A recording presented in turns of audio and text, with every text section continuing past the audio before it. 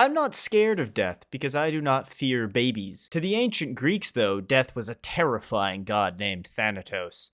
Thanatos was graced with beautiful wings and always carried a sword in case he was late for tea and needed to speed a client up. He was born to Nyx, goddess of night, and Thanatos came into the world with a twin brother named Hypnos, the god of sleep, both sides of the end of consciousness. Thanatos and Hypnos lived in two caves next to each other, and hopefully never confused their client list. To the Greeks, Thanatos was inevitable, but there were heroes who could best him, like Hercules, who fought Thanatos to save his friend's life, or Sisyphus, who sweet-talked Thanatos into his own chain. Then, Greek writers decided to rebrand Thanatos, and away went the swords and chains, and in came the little baby with a burning torch.